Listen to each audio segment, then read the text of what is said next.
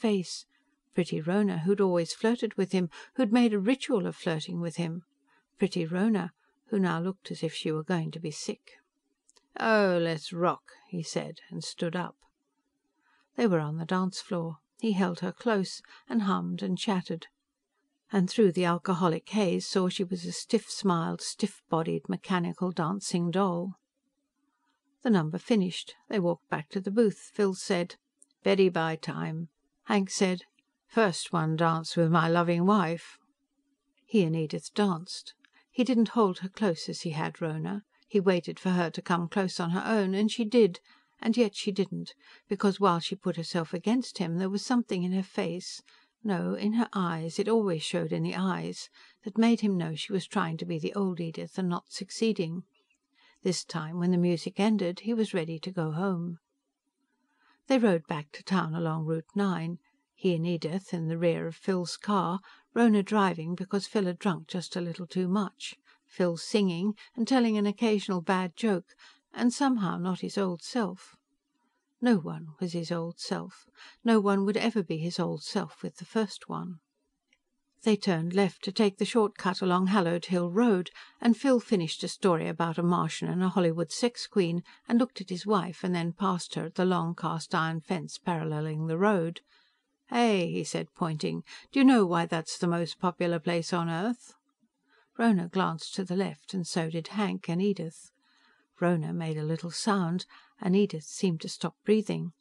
But Phil went on a while longer, not yet aware of his supposed faux pas. "You know why?" he repeated, turning to the back seat, the laughter rumbling up from his chest. "You know why, folks?" Rhona said, "Did you notice Carl Bracken and his wife at—" Hank said, "No, Phil. Why is it the most popular place on Earth?" Phil said, "Because people are—" and then he caught himself and waved his hand and muttered, "I forgot the punchline." "Because people are dying to get in," Hank said, and looked through the window, past the iron fence, into the large cemetery at the fleeting tombstones.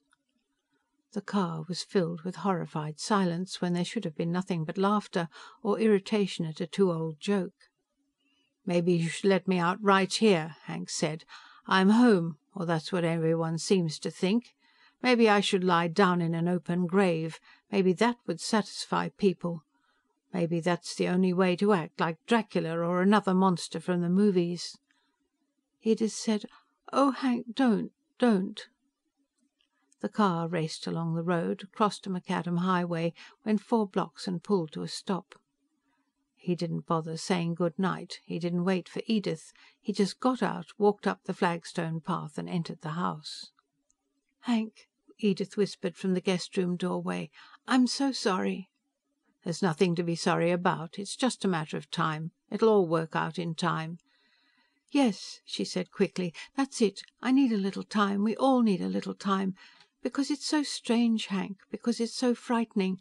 I should have told you the moment you walked in. I think I've hurt you terribly. We've all hurt you terribly by trying to hide that we're frightened." "I'm going to stay in the guest room," he said, "for as long as necessary. For good, if need be." "How could it be for good? How, Hank?"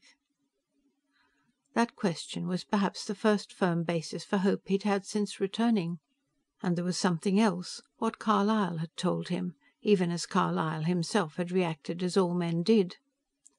"There are others coming, Edith. 8 that I know of in the tanks right now.